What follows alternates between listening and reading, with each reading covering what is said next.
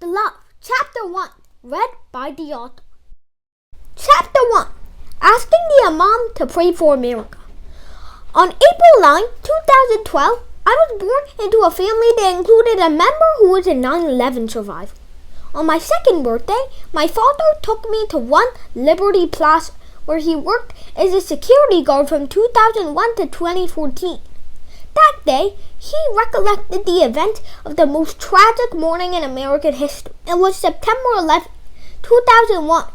My father was working at the CUNY LaGuardia Community College bookstore when terrorists attacked the Twin Towers. My uncle worked in the South Tower, World Trade Center too. My dad ran to the WTC like a madman, managing to arrive downtown in 20 minutes. However, he was caught in the fallout of the first collapse as he ran towards the South Tower to find my uncle.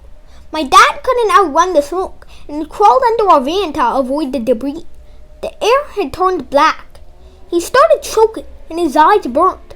He thought that the van he was under would move and kill him. Someone dragged him into the van and he later found himself in the hospital.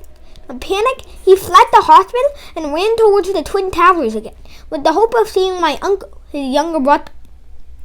Along with thousands of other terrified people, my father headed north on the West Side Highway. He waited there all day, watching all the events unfold, including the collapse of the South Tower, but he did not see his brother. Saw men and women jumping from windows in a desperate bid to escape the fire within the building. Saw them hit the ground and saw their blood on the street. He never forgot all these horrors, though miraculously his brother survived. Somehow, that story instilled a sense of patriotism in my blood. This patriotism gave me the audacity to ask my dad a question on July 3rd, 2016, when I was only 4 years old. The day began with my dad and me going to the mosque. As we entered the public park where the prayer was being held, I felt jolly and was ready to celebrate the 4th of July. All of a sudden, I asked, "Dad, can I ask the Imam to pray for America?" He didn't expect me to ask such questions because I was so young. Surprised, he looked at me and said reluctantly, "Go ahead." He thought that I would not have the audacity to do such a thing in front of hundreds of people at the mosque. But he was wrong.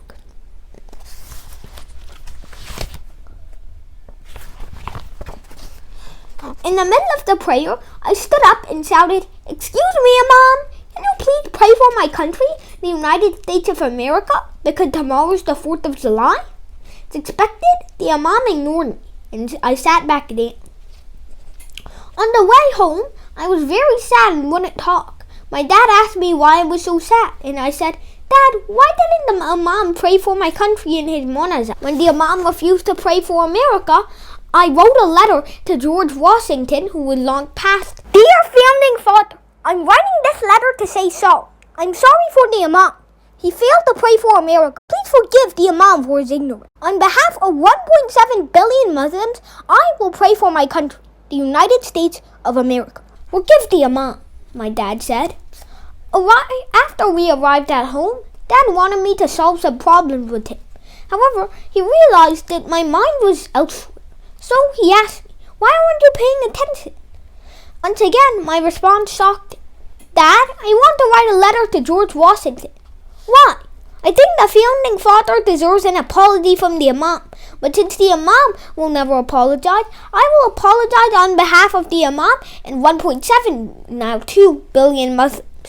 This time, my dad knew exactly what I was talking about. So, he let me go ahead. I started writing a letter to George Washington, the Founding Father. And when I showed the letter to my dad, he was shocked. He wrote in a diary, "How could a 4-year-old have the understanding and the mental capability to not only address the wrongs of a religious preacher to a Founding Father, but to also try to change it by asking the Imam to pray for the U.S.? Something many adults would not dare to do." And then it dawned on my dad. I told my dad that 10 events motivated me to rise against the Imam's ignorance and launch a campaign against terrorism. In this book, I will share these 10 stories with you. That's where we'll end it for now. Thank you everybody for watching. We'll see you next time. Buy this book on Amazon today. Subscribe to Bari Science Lab to fall in love with math and science, especially programming.